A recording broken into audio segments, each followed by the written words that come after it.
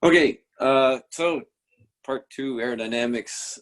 There's certainly more than what we talked about in the first session. Uh, there's even more than certainly what we're going to talk about tonight. That being said, um, sometimes it can appear that we get into aerodynamics, and unless you're an engineer or interested in building your own airplane, there may not necessarily be a direct application. But honestly, that couldn't be further from the truth. The more we understand about what's going on at any point in time when we're flying the airplane, the better we're equipped in A, flying the airplane, period, but also B, in being able to, once again, make good decisions based off of what we know might happen in a given set of circumstances. So tonight specifically, though, we're going to talk about aerodynamic forces, yes, those basic four forces of flight, but more specifically how things dynamically change with lots of different flight configurations, climbs, turns, descents, etc. We're not going to hit all of them, admittedly, because that would take way longer than what we necessarily have dedicated to tonight. We're going to get into drag. Most people certainly know the basic types of drag. We'll expound on that a little bit, but we'll also specifically get to of course, how drag affects performance throughout the envelope of the airplane. We'll get into loading and how that's going to affect the performance of the airplane. The concerns in relation to loading, there's two sides of that coin. There's a concern, of course, that you could overload the aircraft, but also increased loading certainly affects our performance at slow speeds as well. And then the biggest dynamic would be kind of mixing the two sides of the coin, if you will, where we can actually use one effect to counteract the other, which we'll get into when we talk about maneuvering speed. And then lastly, we'll get into the effect of weight distribution, specifically on performance tonight. There's a lot of effects on weight distribution, obviously, certainly on balancing as far as stability goes and how flyable the airplane is. But even the balancing of the airplane affects the aircraft's performance aerodynamically, and it certainly affects the limitations of the aircraft in relation to its stall speed as well. So let's jump into forces. Uh-oh. See, we're locked up here. Let's see if we can't fix that. There we go.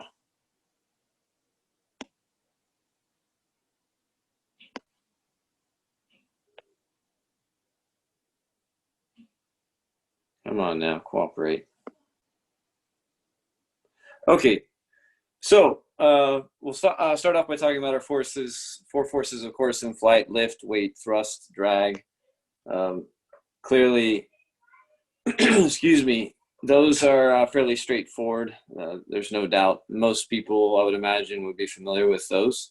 We'll get into some basic diagramming here in a little bit. But before we do, we want to note that, again, as the airplane changes from, say, just straight and level flight, these forces start to get a little more complicated, but ultimately helps us understand, of course, how the airplane is going to behave in a different flight configuration, like I said, say outside of straight and level flight. In other words, what happens when we transition from straight and level flight to a climb? How does the airplane behave in that regard? Specifically, how do these forces interact with each other? But like I said, by visualizing that, we can, of course, understand further how the airplane is going to behave in relationship to, for example, the fact that lift is no longer just vertical. As we raise the pitch, it actually has an aftward component of lift that opposes thrust. And so lift itself actually helps to slow the airplane down in, say, for example, a climb, if you will. Before we jump any further, let's just, of course, note that, remember that these sessions are not just about me presenting something formally on a slide presentation, but also about how to get answers that we're looking for. So if we jump ahead, it's not cooperating again. Come on now. There we go. Our main reference that we'll use tonight, and certainly one that I'd recommend anyone heads back and takes a look at. We're not going to read clearly chapter 5, pages 22 through 26, but we are going to make reference to those here in just a bit. So let's go ahead and head there.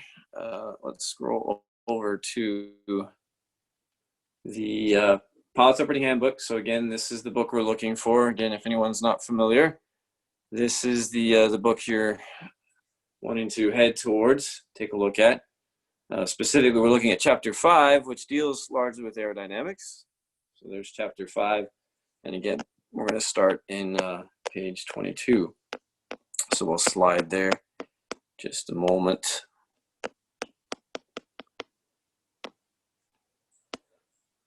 Okay, so there's several pages again dedicated to this concept of how forces behave and how they therefore affect the performance of the airplane.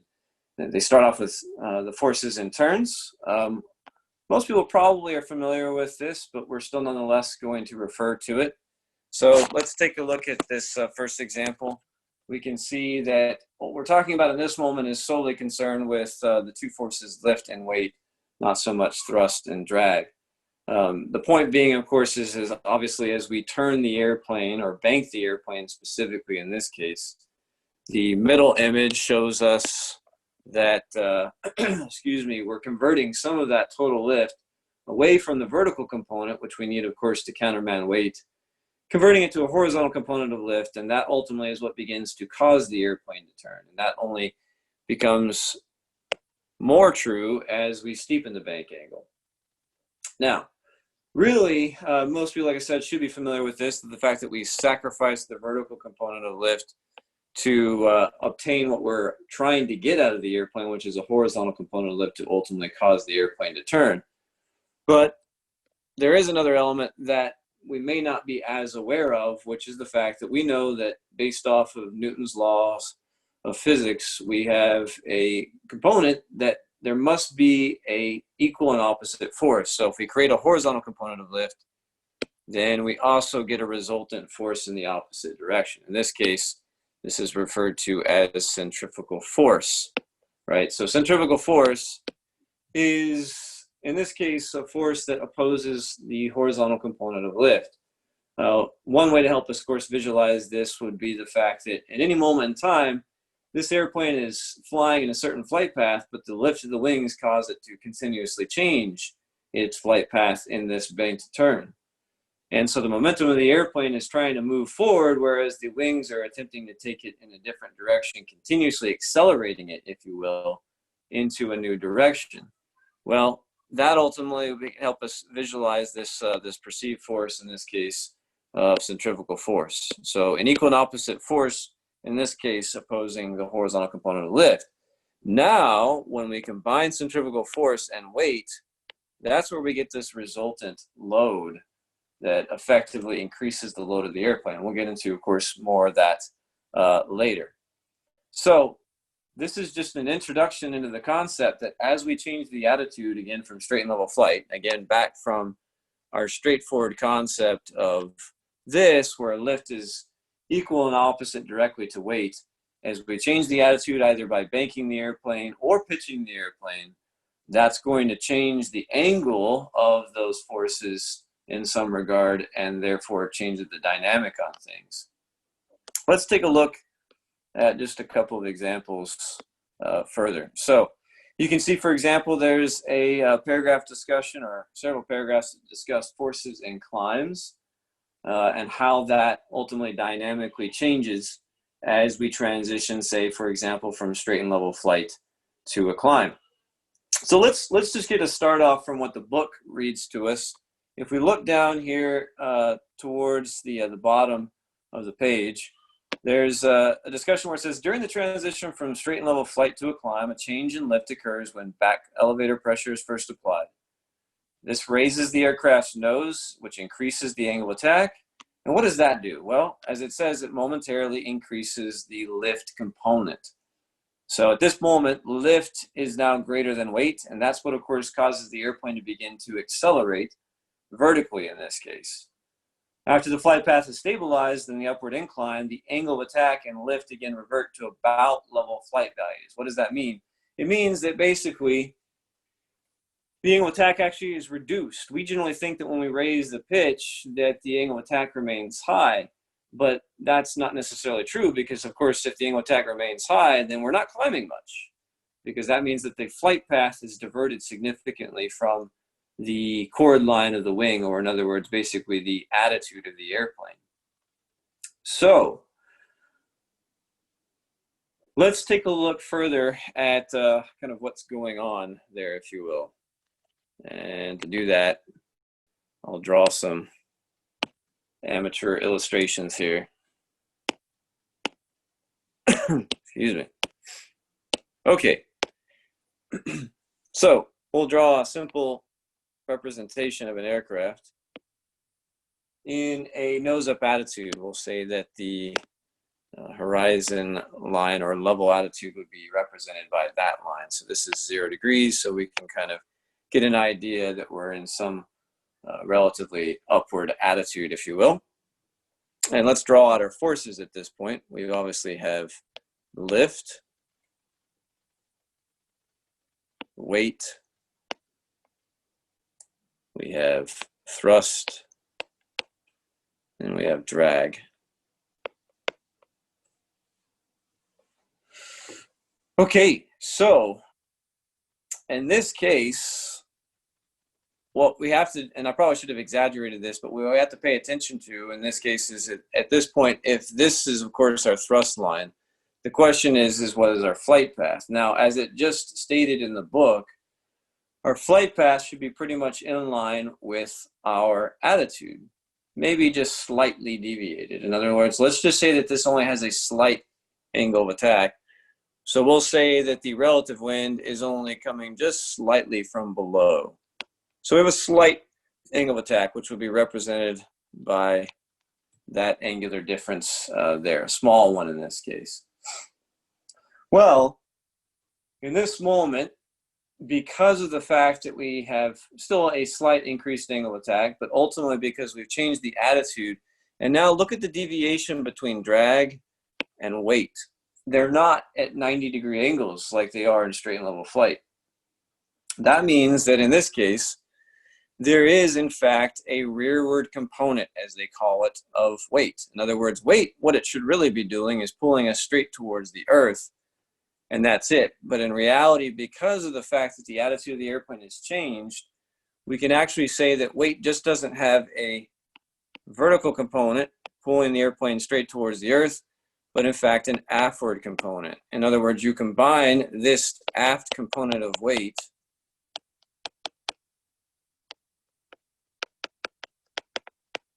plus the drag that we have in the airplane, and in conjunction, ultimately that's going to slow the airplane down because we're only producing a certain amount of thrust.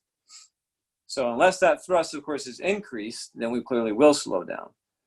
We can further complicate this by the fact that we know that when we produce lift with an increased angle of attack,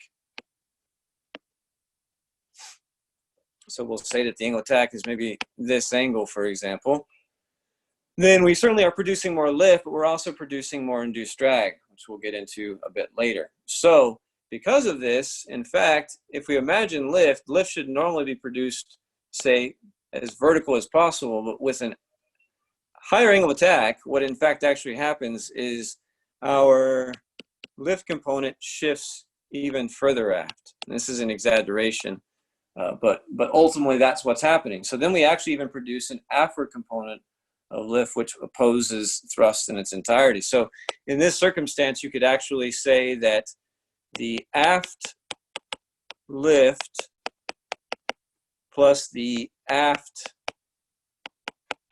weight component plus the normal drag, which, by the way, what we would really say is this aft lift is in fact actually just more drag, clearly is going to be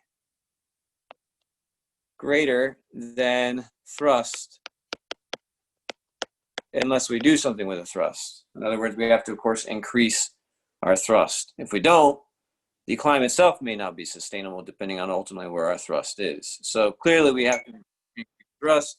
If we don't, or even if we do, I should say, we still, of course, may not be producing enough thrust to counteract this amount of drag. So how does a climb stabilize? Well, ultimately, as we slow down, drag should also decrease, right?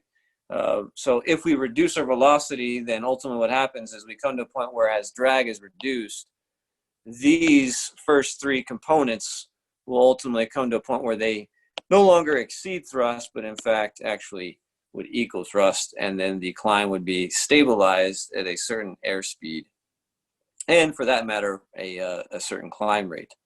But initially, that's why you may notice, for example, that when you begin to establish a climb, you may notice vertical speeds that far outweigh anything you've read in the pilot's operating handbook. And that's because what's actually going on is the very thing we're talking about. We have an initial acceleration vertically that is not sustainable. Until the forces are in equilibrium, you really can't say what your stabilized rate of climb is.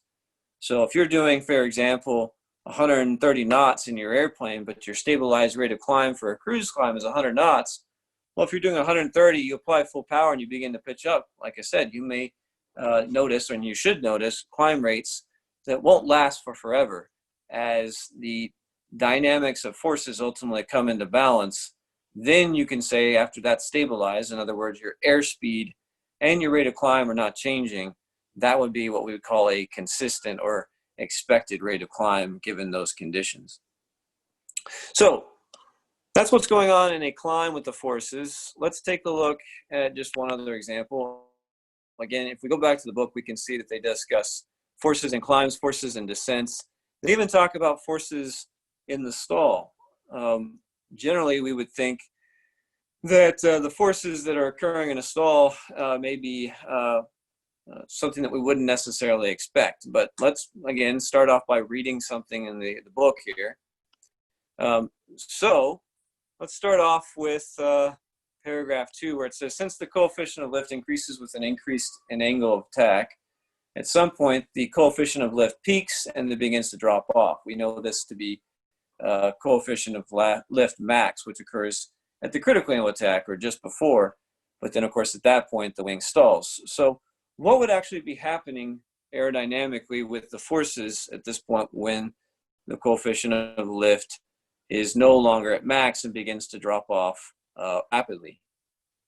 Does weight change, for example? Clearly it does not. So the question, however, is, and this is the one thing that we want to make sure people are not confused about, is one might think, okay, let's go back and draw a representation of the forces by, once again, an airfoil. This airfoil has just exceeded its critical angle of attack. Maybe the relative wind is blowing in from this direction, so our angle will be represented as such. And let's say that for this specific airfoil, this stalling angle of attack is, say, 21 degrees. Okay, so in this moment, does the lift subside in its entirety? In other words, are we producing zero lift in this case, where all we have is just weight imposed upon the airframe, and in this case, the airfoil? The answer is no. Why would it not? Well, because the wing, again, doesn't completely stop producing lift. It just can't produce enough lift to countermand the weight of the aircraft. So even despite this angle of attack, maybe this is the desired lift to be produced, but in reality, it's going to be reduced to some number. Maybe we represent that by a smaller arrow or a smaller vector to represent a smaller amount of force. The question is how much? The answer is that, again, it depends on how far you've exceeded the critical angle of attack. In other words, what we really want to get at is we don't want to necessarily believe that this is the maximum angle that this airfoil can fly at. It can actually fly at even higher angles of attack, if you will. It's just ultimately going to be stalled. So at that point, we're producing even less lift than we would have been producing had we just initially exceeded the critical angle of attack. We can kind of see this graphically. Let's see. I think I'll actually draw it just so we stick with something very generic. So if we're looking at a relationship between angle of attack and lift, then what we end up seeing is a relationship something like this, that if we're, say for example, this starts out with 0 degrees angle of attack, and we end up at maybe say 30 degrees angle of attack, then we get this kind of relationship. It begins to taper off at the top, and then it suddenly drops rapidly. This, of course, being the critical angle of attack at 21 degrees. But as you can see, you can still go beyond 21 degrees. Let's say that in this airplane, at least theoretically, we could get to maybe 24 or 25 degrees angle of attack. The problem, of course, is at that point, you're in what we call a deep stall, because the lift is even further reduced beyond where it's begun to drop off at the critical angle attack. And this, of course, requires an even greater reduction of our pitch attitude to reduce the angle of attack so that we can increase the lift component on the airplane and begin to produce enough lift to countermand the weight of the airplane. So the key takeaway from this type of situation when the forces are acting on each other is, again, we don't stop producing lift, we just don't produce enough lift to countermand the weight of the airplane. So obviously at this point, if weight exceeds lift, then not only is the airplane descending towards the ground, let me go back to my stick figure airplane. So if that's the lift we're being produced, but this is the weight, then not only is the airplane descending towards the ground, in other words, the flight path of the airplane would be obviously something like this, or maybe even steeper, but we're actually accelerating towards the ground. Because again, anytime forces are not in equilibrium, it's not that we're just moving in that direction, but in fact, the airplane is in fact actually accelerating in that direction. So we begin to move faster and faster and faster in that direction. Now, when would that ever stop? In other words, could you just infinitely accelerate towards the ground? Obviously, the answer would be no. There would, of course, be air interference itself that would ultimately resist the movement of the airplane. Some of this could be interpreted kind of like the concept of terminal velocity, where you can jump out of an airplane as a skydiver, and you can only fall so fast, if you will, because the wind coming up towards you will then in turn begin to create enough drag to ultimately keep you from accelerating even further. But the whole point is as long as we don't reduce the lift, reduce the angle of attack to increase the lift, we're going to be accelerating towards the ground. How fast we could accelerate, like I said, would kind of depend on a number of circumstances. But clearly the point is we don't stop producing lift. The forces never stop. It's just they're not in equilibrium. All right, let's move on.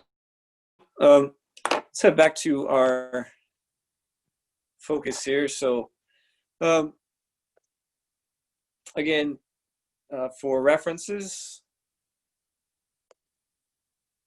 head to, it's not coming up, sorry guys, 5-22 to 5-26. Let's go ahead and jump ahead to drag. There we go.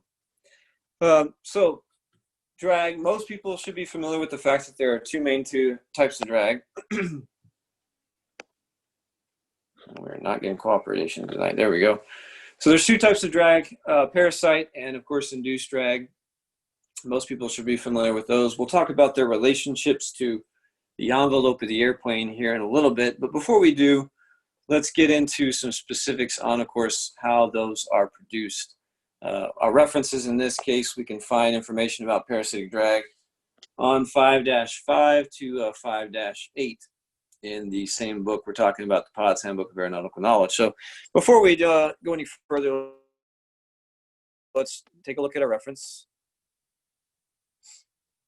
And we'll go back to the beginning of the chapter here. So we'll slide back a little bit. So in 5-5, they start off by talking about lift to drag ratio, which is ultimately our primary concern. In other words, we're going to come back to this concept here in a little bit. Before we do, let's just delve in real quick. We've talked about how lift is computed. How does drag compute? It's pretty much the exact same concept. We can see that ultimately drag is determined by something called the coefficient of drag times air density times velocity squared times the surface area of the wing all over 2. If we think about it, we really don't care about that because that's a constant. This we can't adjust in our aircraft. So ultimately, what determines whether we can control drag, whether we can increase it or decrease it, is whether we go faster or slower, and whether we change the coefficient of drag. And of course, the way we could change the coefficient of drag would be with things like drag devices, i.e. in this case, flaps, but also clearly, once again, the angle of attack. So in other words, we ultimately affect one of two drags when we change one of these two elements. In other words, we change the coefficient of drag, and as we'll talk about here in a little bit, we affect primarily induced drag. If we change the velocity, then we change ultimately parasite drag. So instead of just thinking about drags in relationship to what they are, think about how you can utilize them to your advantage. I.e., if we want more or less drag, then what can we do to manipulate the airplane to get more or less drag? An example, for instance, would be in a situation where you're high on glide, what are the things you can do to induce more drag? One of the most counterintuitive elements, of course, would be if you're high, in some cases, actually, in fact, raising the pitch and therefore increasing the angle of attack would, in fact, actually induce more drag and thereby perhaps steepen your descent angle. So let's talk about parasite drag. So, of course, parasite drag is what most people think of when they think of drag. That is the physical interference of the air, of the airplane. We like to see, though it's not a requirement on progress checks, that we are aware of the additional sub-drags, if you will, of parasite drag. Excuse me, those will be form drag, as we see skin friction drag, and also interference drag, which, there we go, is seen at the top. Form drag is what most people think of course, when they think of overall drag. In other words, form drag is kind of the main parasitic drag, if you will. That is literally the physical airplane in relationship to the oncoming air. We can clearly see this if we were to pull up an example. This should be coming as no surprise, obviously, to anyone that clearly if I draw just a straight line, that's not going to present too much drag. It still creates a significant amount of drag at high speeds. If we speed this up, then you can see there's that high pressure on the leading edge, definitely creating a decent amount of resistance, but certainly nothing compared to if I draw a line like that. Obviously, we can see a significantly increased amount of drag in that type of situation. So this is exactly what we're talking about with form drag. How can we streamline the interaction? So clearly that's one of the ideas behind an airfoil is in that same instance where we're at that same velocity, we should not be creating as much drag. There's still a decent amount of drag. That's the reality when we're traveling at high speeds, but certainly not the amount that we just saw in a formless board basically flying into the wind at high speed. So for most people, that makes perfect sense. Secondly, however, we do have interference drag. This is basically where you have two cross sections that are at sharp angles to each other. This is as illustrated here, where you basically have a wing that's attached to a fuselage at a sharp angle. Some of the things that they will do is they'll create some type of fairing that bonds the wing or attaches the wing in such a way, it doesn't physically attach it, I should say, but it helps to minimize the drag effect in this regard. Lots of different designs, therefore, are trying to take advantage of reducing this type of interference drag. For example, you'll expect to see more and more aircraft that utilize winglets. Right now, a lot of aircraft have winglets installed kind of in this fashion, that if we're looking at a head-on view of the wing, so if this is let's see if I can draw a straight line. I'll try that again. So if that's the wing, then the winglets will kind of be attached almost at a separate piece of airfoil, which in fact oftentimes it is, at a fairly sharp angle. So right there we have two sharp angles that ultimately create interference between one airflow pattern and the next. Now what you're going to see is winglets will basically be just a uniform portion of the wing. In other words, you would see the wing just literally transition into a winglet. And so we shallow those angles, thereby reducing interference drag. Lastly, we have skin friction drag, which this is easily identified by the concept that which airplane do you think would be more aerodynamic, an airplane made out of sandpaper or an airplane made out of a smooth surface like a carbon fiber based aircraft, like we talk about when we talk about composite material airplane aircraft. There's ultimately a smoother surface, therefore less drag, if you will, almost at a microscopic level. But even beyond the microscopic level, for example, metal airplanes have to use excuse me, rivets to bond sheets of metal together. That in turn can create what we would concept as skin friction drag. So all of these increase with increasing velocity. So once again, talking about how we can affect drag, we know that we increase drag effectively when we increase velocity. The lesser understood of the two types of drag would be induced drag. What we do understand is ultimately, though, that induced drag is a byproduct of lift. I'm going to get a little bit further into detail, certainly than anyone ever is expected to explain on a progress check or even an end of course. Really, the main takeaway from induced drag is the fact that if we produce lift, we will effectively produce some amount of induced drag, but more specifically, we will produce increased amounts of induced drag when we increase the coefficient of lift and ultimately the coefficient of drag. So why? Well, let's in fact go back and take a look at our airfoil here. Most people, of course, should be familiar. Let's slow this down a little bit.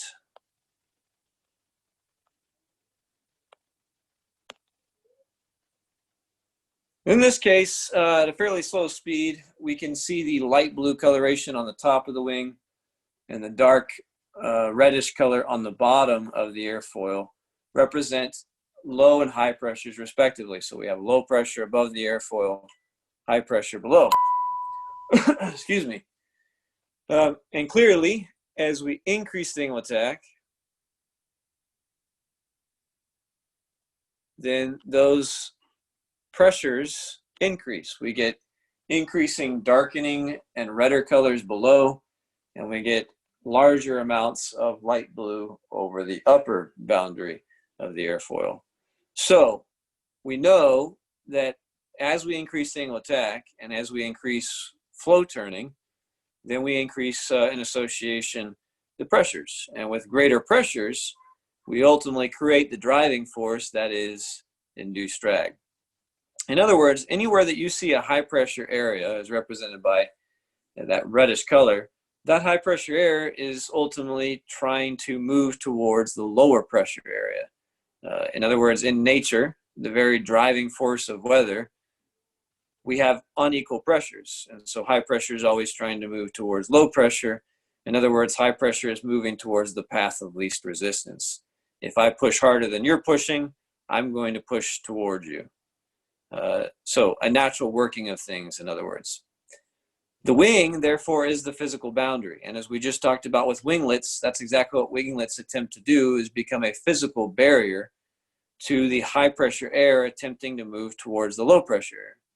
Now, this is going to kind of mess things up as I draw here, but bear with me, that high pressure air could, of course, attempt to move here on the back side of the wing, but the fact is by the time it's able to move upwards towards the low pressure air, it's already behind the wing and therefore has less effect on what we're talking about with induced drag. The same can be true for the leading boundary, that ultimately some will try to move that direction, but once again, the wing is a physical barrier, as ultimately the flow, of course, is obviously in this direction. So where do we see most of this high pressure air able to escape successfully? Towards the lower pressure. And this, of course, is on the side of the wing or on the wing tip.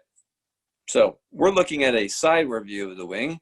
So to visualize this, obviously, we need to look at a different drawing. So let's draw a top-down view.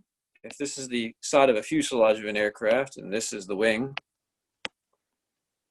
and again we're looking at a top-down view, then ultimately what's of course going to occur is, let's draw an airfoil on its side here as well. We know that we've got high representative air below the wing and lower pressure above. And so ultimately this high pressure air is going to move towards the path of least resistance. So if we talk about it, if we have high below the wing and low above the wing, then what's out here? Well, out there is atmospheric pressure. So we'll say that, we'll just call this a medium pressure, if you will. In other words, it's not as high of a pressure as the pressurized air below the wing, but it is higher pressure than the air above the wing. So initially, the high pressure air from below the wing will move in this direction. We generally, of course, think of airflow as just moving in a chordwise fashion. In other words, from the leading edge of the wing to the trailing edge of the wing. But that's not entirely true. We, in fact, have, because of this high pressure air, able to escape towards a path of lower resistance, in other words, out towards the atmospheric air, then we encourage spanwise flow, because as this air vacates in this direction, then something else is going to move into that area as that pressure drops. And so what you end up getting is not just chordwise flow, but this encourages spanwise flow as well. So you're getting airflow that ultimately moves out towards the wing tip, creating a feeding source, if you will, in other words, for this airflow to ultimately move out off the wingtip and towards initially the atmospheric air. But remember, the high pressure air is taking the path of least resistance. This is a medium pressure, and this is a low pressure above the wing. So ultimately what ends up happening is we see, of course, this airflow bend back over the top towards the lower pressure air. The higher the angle of attack, the greater these pressure differentials, in other words, even lower pressures and even higher pressures, then we encourage even more flow in that direction and even ultimately more vortice effect. Now, how does this create drag? Well, ultimately what's going to happen, we're not going to get too far into this for time's sakes, but ultimately what happens is this airflow bending back over the top will affect that flow turning of the boundary. And so it ultimately steepens the downwash angle. And that affects the airflow, thereby increasing drag. More specifically, what it does is it creates lift in a more aftward direction. In other words, when we talk about lift, just from a concept of its relationship to the airflow over the wing. In other words, if we draw an airfoil and we say that its lift production is in this direction, well, that's generally true. But more specifically, this lift direction, in other words, in this angle, is dependent on the airflow turning around the airfoil. In other words, if we were to steepen the airflow to where it's more at an angle and it shifts more in a downward deflection off the trailing edge, bear with me here, because again, you guys don't need to explain this, but what ultimately ends up happening is this rotation of the angles causes the lift component to be produced, I should say, further aftward. So what you could ultimately say is this is the stuff we want, the vertical component, but this is the stuff that we get as a byproduct. This aftward component of lift could be referred to as induced drag. So, in other words, we just said that if we increase our angle of attack, then we create more of that, we'll call it escaped air, if you will, over the wingtip, which in turn creates more of this effect of induced drag. So the escaped air produces an increased effect of induced drag. So what does that tell you? If you want to increase your angle of attack, if you want to induce your, try that again. If you want to increase your induced drag, then increase your angle of attack. If you want to reduce your induced drag, then reduce your angle attack. This becomes especially true on approaches to landing. If we're low on approach, the habitual response is to raise the pitch to produce more lift. That may be well true, but depending on where you are in the envelope of the airplane, which is finally what we're going to get at here in a moment, that may not produce a whole lot of extra lift, but in fact actually produce a significant amount of increased induced drag, and in fact have the opposite effect than that which is desired. So let's go back to the book real quick and take a look at that visualization that we saw before, which is ultimately the relationship of what happens, of course, to an airplane along its envelope. So we can see that what we have on the x-axis down at the bottom is increasing airspeed, and at the top we've got increasing drag. The relationship with parasite drag is one that we would expect, which is that as we increase airspeed, parasitic drag increases exponentially. We saw that when we increased the velocity of the airfoil in the wind tunnel there. The induced drag is reduced with airspeed. Why? Because our angle of attack is reduced. And so ultimately we produce less flow turning, if you will, or I should say less higher and lower pressure differentials, which encourages less vortice effect. But also, if you're moving faster, then those vortices, in fact, actually trail off the wing before they're able to affect the airflow around the wing as well. So there's several reasons why induced drag is reduced. But what we do know for sure is that it certainly reduces with increasing airspeed.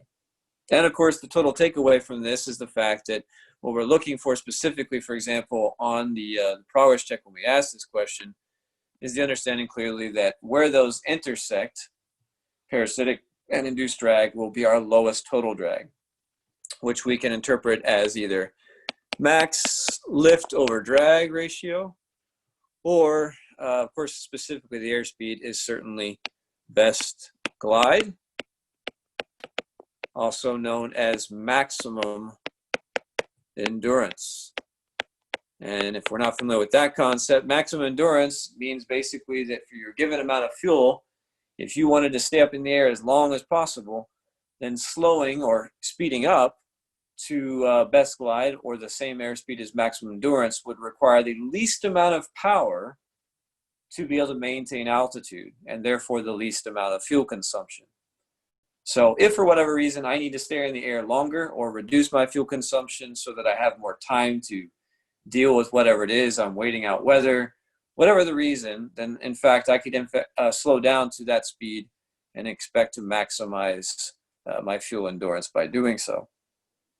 What this also tells us, however, is that ultimately, therefore, there is a relationship to not just what we see here, but power required. So let's go back and draw now that last inference, which is what is the required power to maintain, say, a given flight condition. For example, if I am presently trying to maintain a glide angle. So this is trying to maintain a glide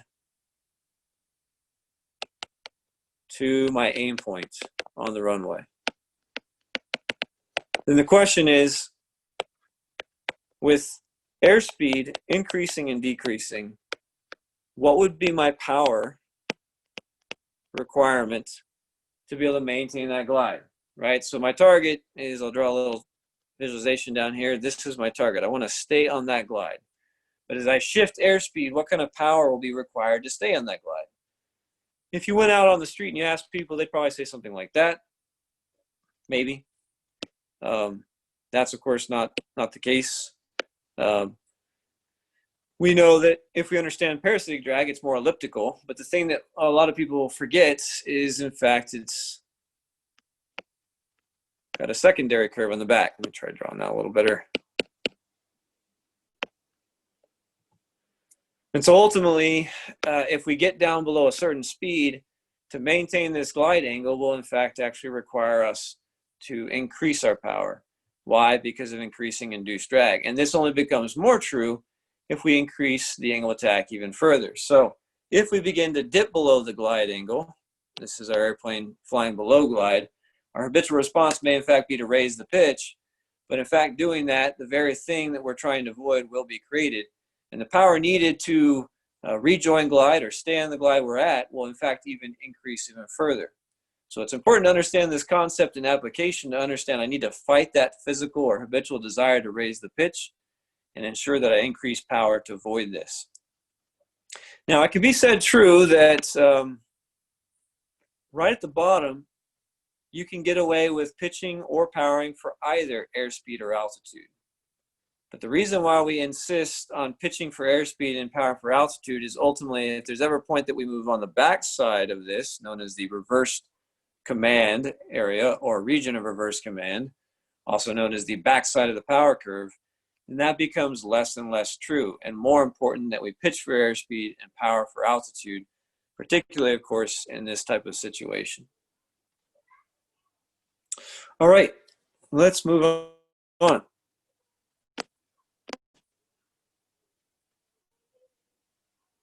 Uh-oh, crashed. Hold on one second.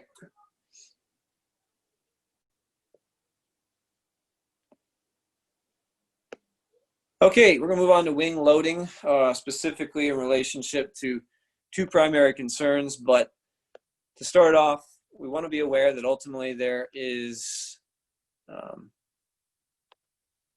not getting a break tonight. Come on, cooperate.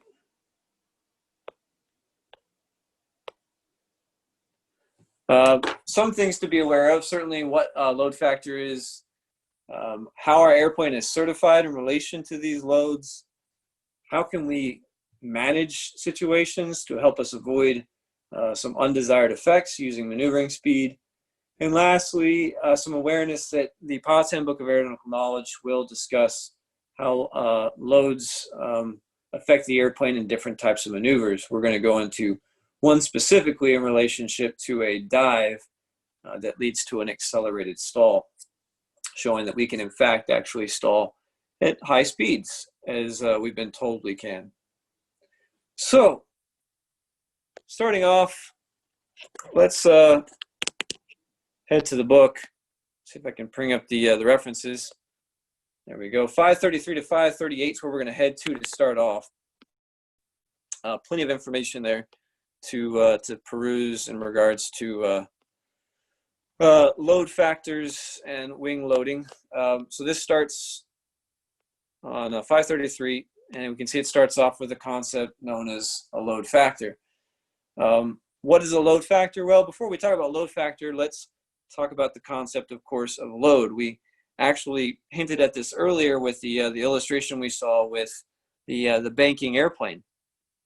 That ultimately, if we come back to that, I'm going to draw it out this time to help us break these elements down. So once again, I'm basically drawing the same thing we saw on that page, where we have an airplane that we're either looking at from the front or the back.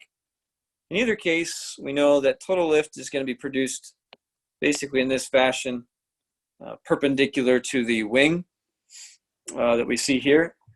And then we break that down into a vertical lift component and a horizontal lift component. So we'll call this total lift. We'll call this the vertical component of lift. And we'll call this the horizontal component of lift.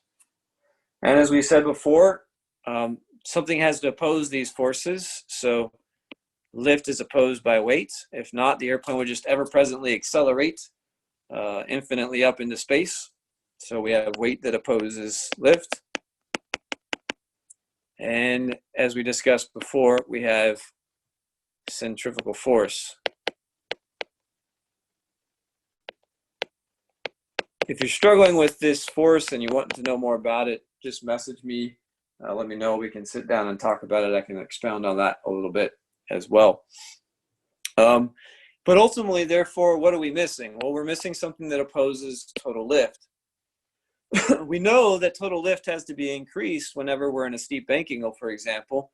If not, the airplane loses altitude because we have to increase the vertical component of lift back enough to where it opposes weight. And thereby doing, then obviously total is going to exceed the vertical component of lift, which exceeds weight. So in other words, the total lift being produced by the airplane at that point in time is greater than the weight of the airplane. In that same fashion, centrifugal force will combine with weight to create a number that is greater than weight, and we would call that load. So, in other words, to sum this up, we know that load is greater than weight. In other words, the load imposed upon the airplane, in fact, actually exceeds the weight of the airplane. Now, by how much? Well, that depends on a number of things. If we're talking about loads imposed upon an airplane in banks, then it ultimately depends on two things. It depends on your bank angle, but it also depends on whether you're maintaining altitude or where you're also pitching as well. Because if you're rotating the airplane through, say, level flight from a descent, then your load could be much, much higher than the weight of the airplane. Now, that's really what we come to when we talk about load factor. Load factor is simply just a way of valuing how many times we are exceeding the weight of the airplane. Most people are familiar with, of course, the concept of a G. Let's kind of expound on that real quick. So the big G, the capital G, comes from the concept of ultimately the little g, which little g simply represents acceleration. If I can remember how to spell acceleration tonight, tell you what. There we go. Due to gravity, specifically in this case, Earth's gravity. So as the Earth pulls on us, then of course it creates an acceleration that ultimately, for example, if we skydive, causes it to accelerate toward the Earth. This little g can be expressed in lots of different units. We're not going to go into that now. But ultimately, what the big G represents, therefore, is some type of multiple of the little g. In other words, if you're pulling 1g, then you're simply just your weight. And your weight is created by your mass times the gravitational acceleration from the Earth. But therefore, what's ultimately happening when we talked about the fact that load exceeds weight, then of course, that's where we get that multiple G. So let's just give it an example. Let's say that in this specific circumstance where we had a load being increased due to this turn, we ended up producing a load of, say, 5,000 pounds. The present weight of the airplane was 2,500 pounds, and that gives us the ability to compute our load factor. So in other words, our load factor equals 5,000 pounds divided by 2,500 pounds, which in this case would be equal to a load factor of 2, or in other words, 2 G's. Now, what's the significance of this? Well, like I said, again, this just gives us an ability to visualize how much load we're imposing upon the airplane. But that brings us to the next key factor, that every airplane is certified for a certain amount of load factoring, if you will. So that's why we care about this, is because ultimately, of course, obviously, as this number increases, well, the wings are only so structurally stable to, of course, support that load. In the same way that obviously a bridge where all these vehicles are crossing may in fact actually have a maximum load that could at least be possibly exceeded, the same concept is true here. So what is that ultimate load that we're concerned about? We'll take a look at in just a moment. Before we do, again, just jumping back into the book, I'm not going to read directly from this specifically today, but again, would recommend anyone take a look at this to kind of expound on these concepts, because we don't just pull increased loads, I should say, in turns, but we increase the load on the airplane anytime we divert the aircraft in a manner that it causes a rapid acceleration from its current flight path. So, for example, in straight and level flight or in a dive, if you yank back on the controls and you attempt to deflect the airplane in a different flight path rapidly, then you're going to create a higher load because of that, which we'll talk about our primary concerns of that here, other than just structural loading in a moment. Now, this can, of course, be increased not only by pilot input, but also by gust loads. which the book talks about further as well. Before we talk about specifics for our airplane, let's just take a look at a relationship of what happens to increasing load factor in relationship to banking. Well, now, one of the things that we need to emphasize, of course, when we look at this, is that this is predicated off of an airplane maintaining altitude as it increases bank. So, for example, if you don't maintain altitude, if you let the airplane just nose over as you steepen the bank, then you wouldn't necessarily experience these load factors, at least until you begin to attempt to pull out of that dive.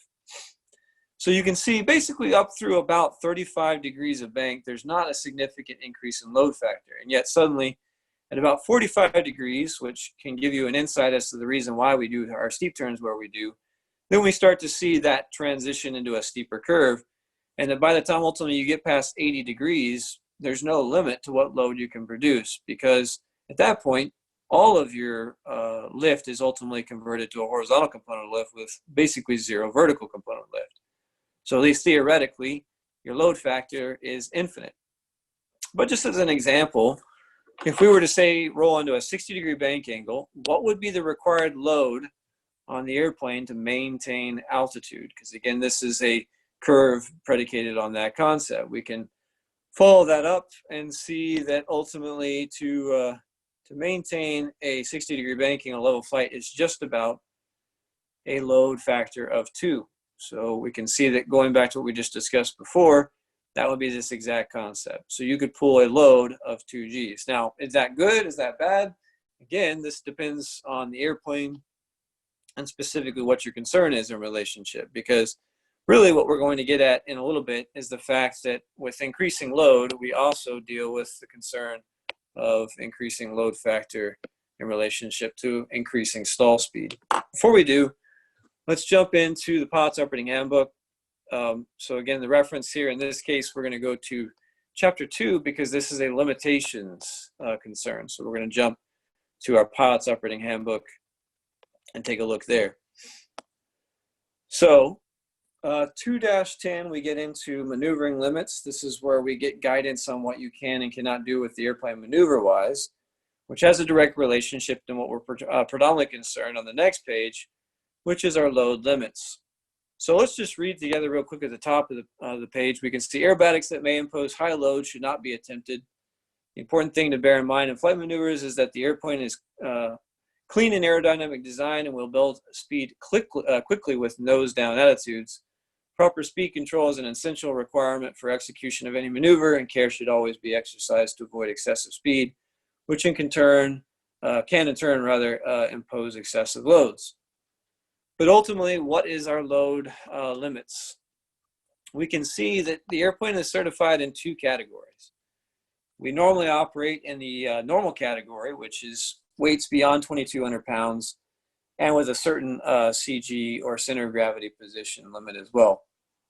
So under normal category, if the flaps are up, then ultimately what we can expect to safely undertake is a positive load limit of 3.8 Gs and a negative load limit, in other words, where you're trying to bend the wings the other direction instead of trying to bend the wings upward, this is trying to bend the wings downward, then you could no further than a negative 1.52 G load limit. So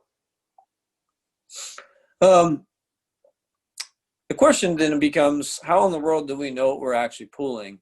Unless you have a sixth sense of exactly, okay, we're in this turn and now we're pulling 2.76 Gs, how can you really tell? The answer is you're not going to be able to tell unless you have a G meter in the airplane. Unless you have, like I said, maybe with enough experience, certainly you can feel that, but again, normal pilots may not be doing a whole lot of this maneuvering to know how it should feel in the first place.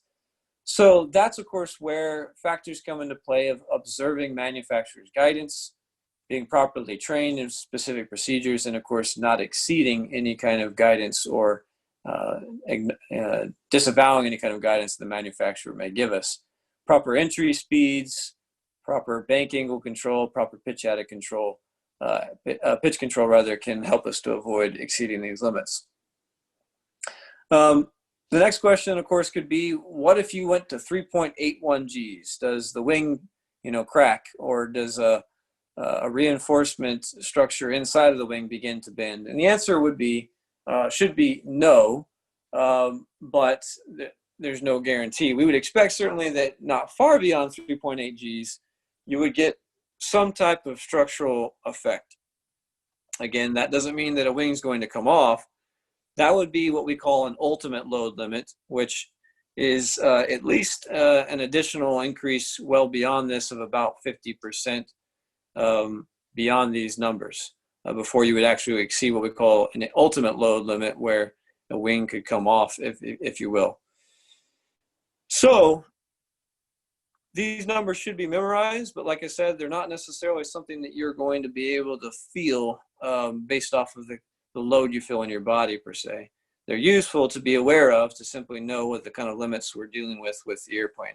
You can see if you're down below 2,200 pounds and properly balanced, then you can see these numbers jump up a little bit from 3.8, negative 1.52 to 4.4 and negative 1.76.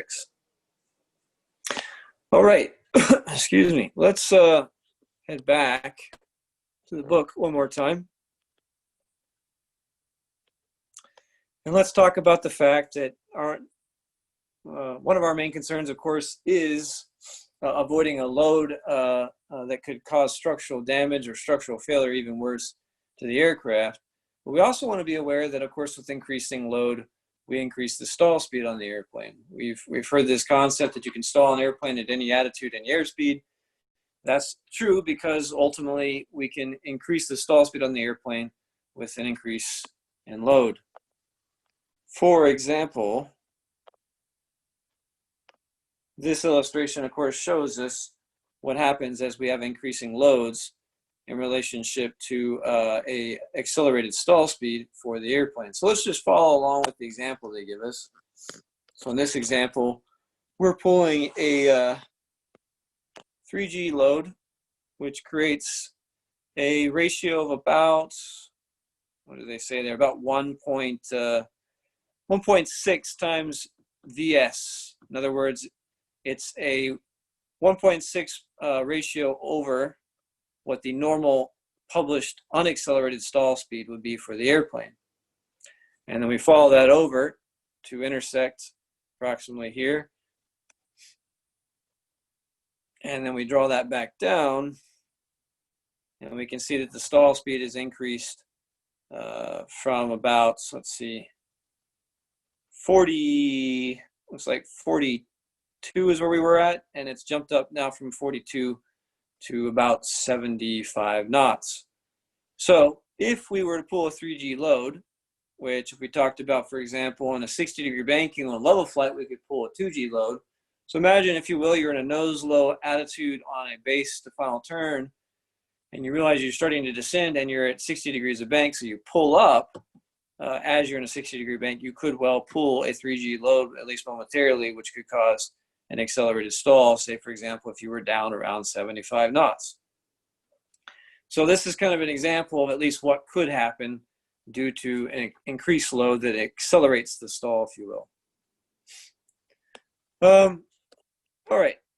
The next thing I want to jump to, however, is the whole concept behind maneuvering speed. So what we see here is what we call a VG diagram, which represents kind of the envelope of an airplane. At the bottom here, we can see the unaccelerated stall speed of the airplane. We'll call that, looks like about 63 knots or so, 64 knots, somewhere right around there. We can see V and E over here. We can see maximum structure cruising speed, and we can see obviously the normal operating range. What we also see, however, is these red lines that represent accelerated stalls on both positive and negative loads. And of course, anywhere outside of that area, you would be in a stalled condition. So while this may not necessarily be desirable, obviously, if we want to keep flying, the ultimate awareness is the fact that, of course, we stall in an accelerated condition up to a certain point. But once we reach this area, that doesn't happen until we either encounter structural damage, or if we're really going fast, we could exceed that ultimate load we talk about and possibly have a structural failure. We don't want that to happen, obviously. So in this instance, what we want to do is, if we're concerned about this being a possibility, either we're executing a maneuver or we're operating an airplane in conditions atmospherically that we're concerned could create gusts that cause an acceleration that could create a high load on the airplane, then we want to ensure that, in fact, we actually stall before we structurally damage, or even worse, fail the aircraft structure. Where does that happen? Well, where do we see it happening? We see it happening in these ranges up until basically these points, as represented by those cones. And what do we see, of course, valued at that cone? Well, we see a value depicted as maneuvering speed. So ultimately, the concept, of course, of maneuvering speed is a speed that we're either at or below, preferably below, that if we make an abrupt control deflection, in this case, namely about the elevator, then once again, we would stall the aircraft, thereby avoiding structural damage. Now, why would that occur? Well, remember, what is a stall? A stall is a reduction in lift, and a reduction in lift would cause a reduction in load. So you can't exceed the critical load, or I should say the ultimate load, or structurally damage the airplane if you reduce the load imposed upon the airframe, specifically in this case, the load imposed upon the wing, through an aerodynamic stall. So in this case, we've kind of talked about stalls as something to be avoided. Now, in fact, we can actually utilize a stall to help us avoid something that we really don't want to happen, which is structural damage. Remember that if we think about stalls, stalls in their own right aren't particularly a problem. It's just if we do them at such a low altitude that we don't have enough altitude to recover, that's where the problem lies. So if altitude isn't a concern, and our concern is in fact actual structural damage, then we would utilize an airspeed to help take advantage of this concept that we want to stall the airplane before structurally damaging the airplane. There are some limits to this. Let's discuss those. So some things to be aware of as far as maneuvering speed goes, and we'll talk about, of course, what this specifically is for our aircraft here in a moment. But we need to be aware that specifically for maneuvering speed, this is basically only for loads imposed by the elevator. In other words, not rudder. 2, it's for a single deflection. In other words, if you made multiple deflections, say a quick push forward followed by a quick pull back or vice versa, that would not necessarily protect the airframe. And then 3, this doesn't necessarily guarantee protection when it comes from environmental effects, namely gusts. That's not the design parameter for this. Now, if it's the only thing you have, certainly that's not a bad idea, but there isn't a guarantee as far as that goes. So if there's a separate published airspeed in regards to flying in turbulent air, and that airspeed is different or especially slower than maneuvering speed, then you'd want to certainly utilize that one over whatever published speed is for maneuvering speed. So let's again go and take a look at the speed or speeds specifically for maneuvering speed for our aircraft. So let's go back once again to the Pilot's Operating Handbook and take a look at that. So this is also a limitation. So we'll find this in the airspeed limit section. So if we go to the airspeed table, we can see that there's a group that refers to maneuvering speed. And notice that we've got a column for indicated airspeeds, but yet they vary. We've got 105 knots, 98, and 90 knots. Why the variation? Well, we can see that VA increases with increasing weight. Normally, a lot of people would think, well, if you're pulling a large amount of load, wouldn't your load increase with increasing weight, and therefore wouldn't it need to be slower as you get heavier?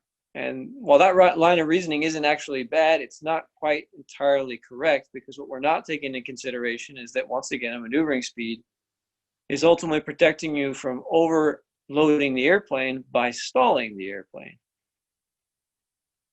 And that's really the key factor, is the reason why you can at least go factor. So I'll preemptively say that when in doubt, it's best to fly slower, because the slower you fly, the better off you'd be as far as ensuring the stall occurs before structurally damaging the airplane. In other words, you could be at 2,550 pounds and still choose to fly at 90 knots, and that would be a perfectly fine decision.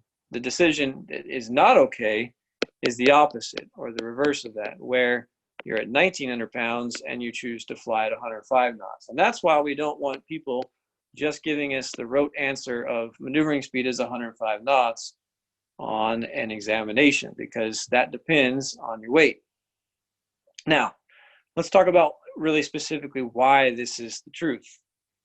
Let's think about two different scenarios. The same exact airplane, same exact everything, conditions, flight path, altitude, temperature, airspeed, etc. The only difference is one is heavier than the other. So we'll say this is aircraft A,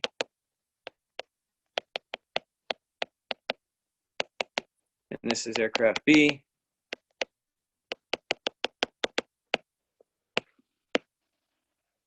We'll say that they're both flying at 150 knots, indicated airspeed. However, aircraft A weighs 5,000 pounds. Aircraft B weighs 4,300 pounds. The VA for aircraft A, given its weight, is,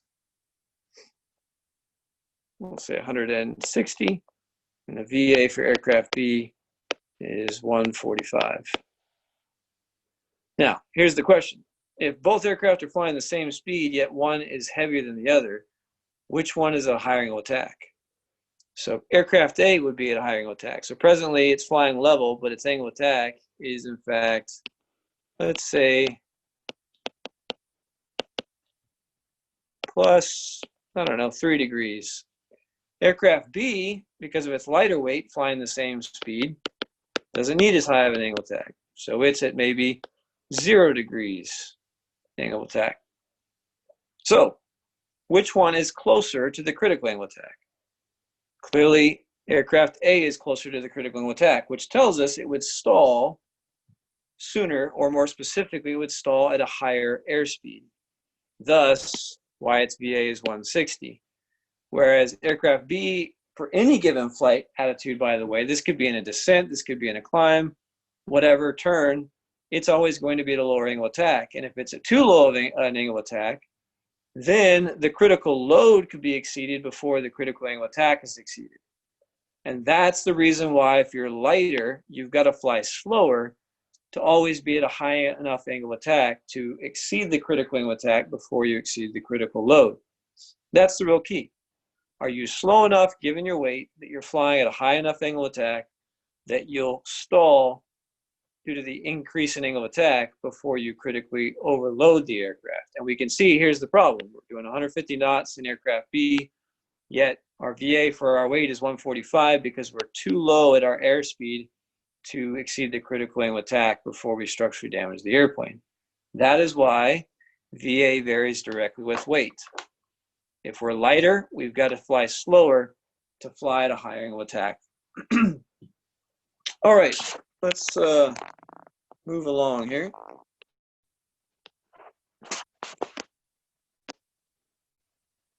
See if I can get my references back up. I'm a little long-winded today, so I'm just going to show us where loads are in maneuvers and just give a reference there since we're a little long there. So if we're looking at what happens to an aircraft load-wise in different maneuvers, then once again, we can find this in the Pilot's Handbook of Aeronautical Knowledge. Actually, in fact, before the VGE section, we have an entire section dedicated to load factors and flight maneuvers. I'm not going to go into them, except to just simply talk about the loads imposed upon an airplane in a high-speed stall situation. So let's read this together real quick so we can see in the second paragraph The only way this wing can be induced at a high speed above normal stalling involves the imposition of an added load factor, which may be accomplished by a severe pull on the elevator control. A speed of 1.7 times stalling speed, about 102 knots in a light aircraft with a stalling speed of 60 knots, produces a load factor of 3 Gs. Only a very narrow margin for aero can be allowed for acrobatics in light aircraft. To illustrate how rapidly the load factor increases with airspeed, a high-speed stall at 112 knots in the same aircraft would produce a load factor of 4 Gs. So, what type of situation are we talking about here? Well, we can in fact actually relate this directly to the forces acting on an airplane in a high-speed dive. So let's take a step back and take a look at forces exerted when pulling out of a dive. So imagine, I don't know, maybe this is a situation where you have an airshow pilot that's practiced their routine early in the morning where they had a lower density altitude atmosphere. The airplane was performing better, therefore, and going through their routine, they had better altitude performance, say, during a climb out. But as they began a dive out of, say, a loop, during the actual performance, when it was a much hotter day in the afternoon, then the airplane didn't climb as much, and so when they're pulling out of the dive, they're much closer to the ground than they had anticipated. Initially, if we first take a look at what's going on here, we can see that lift obviously is at an angle that's not produced enough vertical lift to counteract the weight of the airplane. So the weight is pulling the aircraft towards the ground and not being well resisted by the lift of the airplane. Accomplished in that, of course, is as we begin to recognize we're accelerating towards the ground, we're going to try to rapidly rotate the aircraft, trying to produce lift. In such a fashion, we produce that that centrifugal force, rather, that opposes lift in this case as we begin to rotate the airplane in a different attitude. Now we can see in the next position, we've rotated the airplane somewhat nose up, so there's a little bit more vertical component of lift. Weight still pulling us towards the ground, but in this acceleration, we're trying to move the airplane in a different flight path, and as we try to accelerate it in a different flight path, then that centrifugal force is increased in conjunction. Again, just like when we're trying to turn the airplane in a different direction and accelerate it in that direction, now we're trying to pitch the airplane in a new direction, but the momentum of the airplane moving this direction, as we try to accelerate it to this direction, the result is ultimately that centrifugal force opposing the lift of the airplane. By the time we get here, look at the load imposed upon the airplane. Centrifugal force combined with weight of the airplane exceeds the lift being produced by the airplane. So despite the attitude now still being, say, relatively slightly nose down, the flight path of the airplane is still much steeper, if you will. By the time we get here, we're producing a decent amount of lift, but still either equal or outweighed by the combined weight and centrifugal force that ultimately, where's the flight path of the airplane? It's this direction. So despite our high speed, we're still at a high angle of attack. And this is where we can encounter an accelerated stall. So that once again, you can see the airplane's attitude is nose up, yet its flight path would be downward, and therefore possibly exceeding the critical angle of attack. So these high loads that are imposed upon the airplane when we rapidly try to change the flight path of the airplane also shows us that we change the angle of attack in association, which still ultimately causes the exceedance of the critical angle of attack and stalls the airplane. So whether we desire or don't desire an accelerated stall all depends, of course, on where we are when this happens. We can use an accelerated stall to avoid structural damage, but also we need to be aware of the limitations of the airplane, that even at high speeds, we can encounter stalled situations at low altitudes, which obviously we don't want. All right, let's move on to our last section, which is the effect of CG on wing loading and how that ultimately changes performance. With forward and aft CGs, really, what happens in this type of situation. Once again, no exception, we can go to the Pilots Operating Handbook 5-42 and 25-44. So let's take a look on those pages and see what they talk about.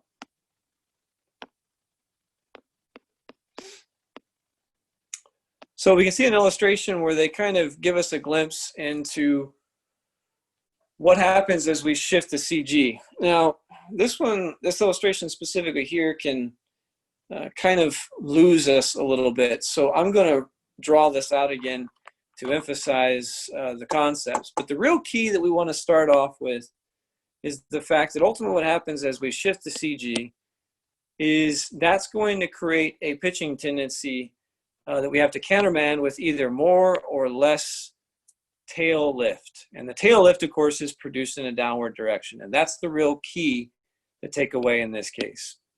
So let's take a look at this concept. So we'll draw out an airplane real quick here.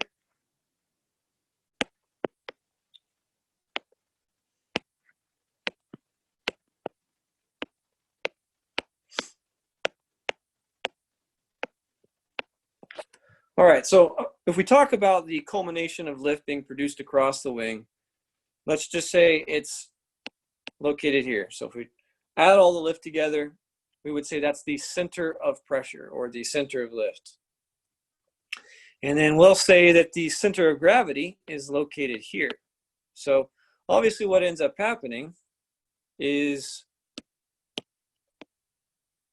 we get a lift component that causes a rotational force. In other words, because there is an arm or a distance from the CG to the center of lift, then we will create a nose down pitching moment. In fact, what most people call nose heaviness is in fact not nose heaviness at all.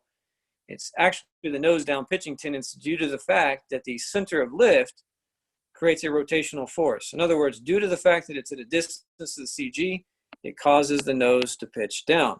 That's actually desirable. Aerodynamics 101, if you want to build an airplane, your center of lift should be behind your center of gravity. If not, you have problems. In other words, if the center of lift is in front of the center of gravity, then that creates complications that most airplanes aren't designed for. So we inherently have a nose down pitching tendency, and then we play with the tail down lift to ultimately determine whether the airplane pitches nose down, stays at a normal attitude where it's at, or it pitches up. But if we're talking about an airplane in level flight, then ultimately what ends up happening is the amount of tail down lift is determined by the amount of rotational moment. In other words, if this airplane is going to be in stable level flight, then when we talk about forces, two things have to be satisfied. Now, this is just a symbol, sigma, that represents the sum of everything in this case. So the sum specifically of all these forces, they have to be what? They got to be zero. If they're not canceled out, then the airplane's accelerating in one direction or another. Again, we said this is an airplane in straight level flight. So the sum of all forces have to be zero. So far, you've got lift equals weight. But we're going to have to deal with the tail lift here in just a second, which will come to that. The other thing that, of course, has to be satisfied is the sum of all the rotational moments also have to be zero.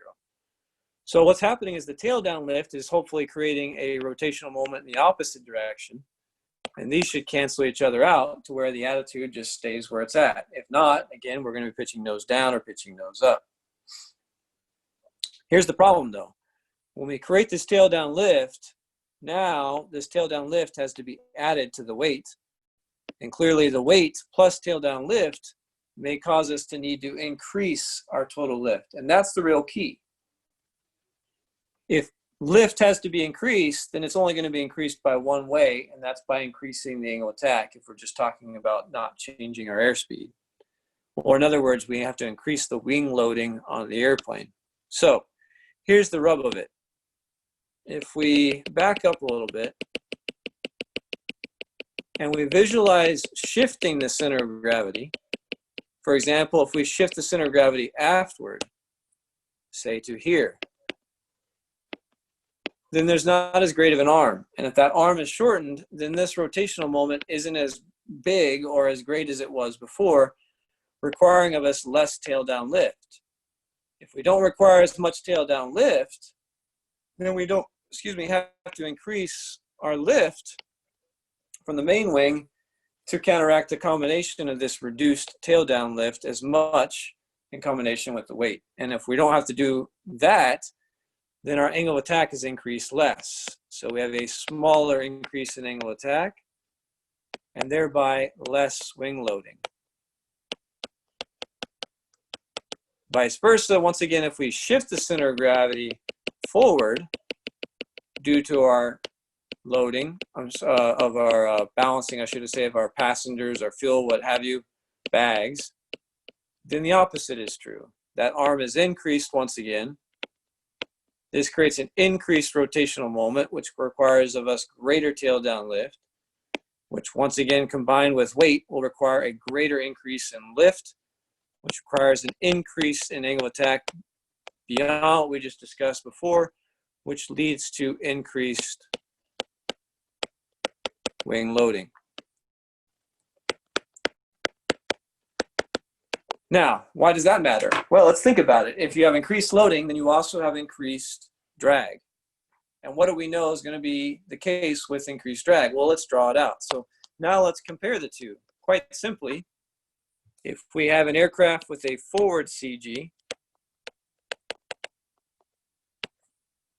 and an aft CG, the forward CG with increased wing loading will have more drag, so it will be slower.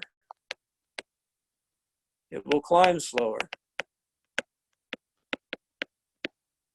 It'll have a shorter range because it's slower, so it consumes more fuel for a given distance. It will also, excuse me, have a higher stall speed. Now, why would it have a higher stall speed? Well, again, with the forward CG, we have a higher angle of attack. So you'd be closer to the critical angle of attack, which means it would stall sooner or at a higher stall speed. Thus, the aft CG would be just the opposite. It would be faster, climb faster, longer range, and a slower stall speed.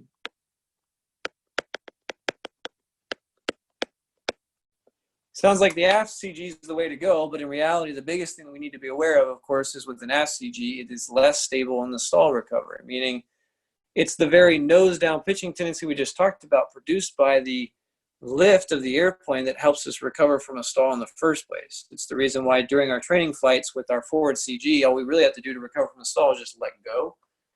That would be less the case in an aft CG. If you just let go with an aft CG, the airplane may not do anything pitch-wise. You, in fact, need to push forward to recover, and that's why it's considered to be less stable in the stall recovery. But nonetheless, this is the reality of what's going on when we change the loading, or more specifically, the balancing of the CG. It's behind the idea of whether we have to create more or less tail lift based off of whether we have a forward or aft CG. All right, I think that is it